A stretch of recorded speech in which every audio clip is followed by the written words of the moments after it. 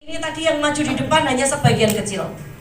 Hanya sebagian kecil. Harapan saya yang di depan saya ini nanti akan menjadi testimoni brand ambasadornya Best Corporation.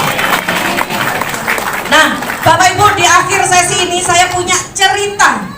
Mudah-mudahan cerita saya ini menginspirasi Bapak Ibu semua. Di sebuah kota di Surabaya ada sebuah pabrik sepatu, di mana pabrik sepatu ini memiliki dua karyawan yang namanya optimis dan pesimis. Dua karyawan ini sama bosnya dikirim untuk survei sepatu di Jakarta dan di Papua, karena pabrik sepatu ini mau mendirikan lagi pabrik di Jakarta dan di Papua.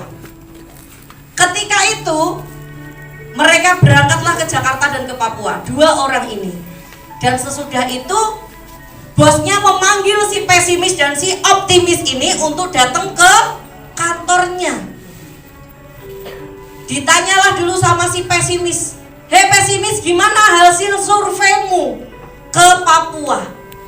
"Bos, kalau saran saya, bos gak usah buka pabrik di Papua bos, karena di Papua orang-orang gak ada yang pakai sepatu. Jadi kalau bos buka pabrik di Papua, gak ada yang beli nanti bos. Gimana kalau di Jakarta aja kita buka?" Katanya si pesimis juga bilang, "Bos, jangan buka pabrik sepatu di Jakarta bos, karena di Jakarta semua orang sudah pakai sepatu. Nanti kalau kita jualan di Jakarta gak laku karena orang-orang sudah pakai sepatu," kata hasilmu survei di Papua. "Bos, kalau bos buka pabrik sepatu di Papua, saya yakin laris bos, karena di Papua belum ada yang pakai sepatu. Jadi nanti kita tinggal kasih edukasi, kalau sepatu itu penting, saya yakin sepatunya akan laris bos." "Terus gimana kalau yang di Jakarta?" "Yang di Jakarta tambah laris bos, karena orang-orang Jakarta sudah pakai sepatu semua. Jadi kita tinggal edukasi, kalau sepatu kita jauh lebih bagus kualitasnya. Jadi gampang bos, buka aja di Jakarta, buka aja di Papua."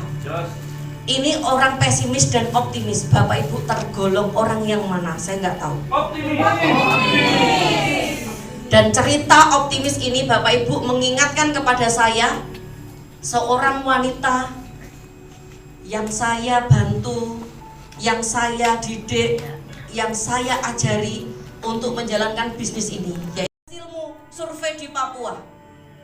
"Bos, kalau bos buka pabrik sepatu di Papua, saya yakin laris bos, karena di Papua belum ada yang pakai sepatu.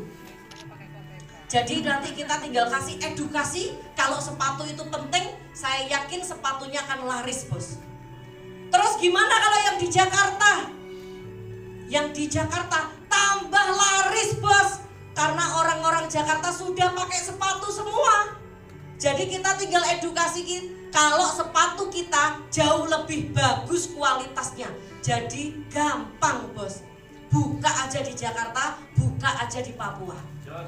Ini orang pesimis dan optimis. Bapak Ibu tergolong orang yang mana? Saya nggak tahu. Optimis. Dan cerita optimis ini Bapak Ibu mengingatkan kepada saya, seorang wanita yang saya bantu, yang saya didik, yang saya ajari untuk menjalankan bisnis ini. Optimisnya Mbak Lina yakin kalau dia akan sukses menjalankan bisnis ini bersama saya.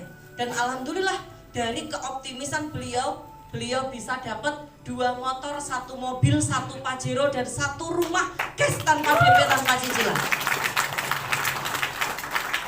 Si optimis ini Bapak Ibu ngerti kalau kakaknya waktu itu hutangnya banyak, dan si optimis ini mau menikah tapi tidak mau merepotkan keluarganya, apalagi kakaknya, karena kakaknya hutangnya masih banyak. Saya diajak nganter ambil uang cash untuk biaya pernikahannya. Waktu itu senang sekali Bapak Ibu punya adik yang selalu punya pikiran optimis, punya adik yang selalu mau diajak berjuang. Ini saya ngantar adik saya, wajahnya mirip banget sama saya Bapak Ibu. Ini adik saya, ini andaikan di sini ada, hari ini gak berhalangan hadir. saya akan peluk erat banget. Ini saya nganter adik saya ngambil uang untuk biaya pernikahannya. Saking optimisnya, dia sampai bayari biaya pernikahan 3 kali di hotel berbintang secara spektakuler, Bapak Ibu. Saya sampai luar biasa sekali adik saya ini, ya Allah, bangga punya adik seperti dia. Dan Bapak Ibu, waktu itu terus berlalu, tidak bisa terulang. Andaikan waktu bisa terulang Bapak Ibu, saya hanya minta waktu 1 jam aja untuk mengembalikan adik saya dan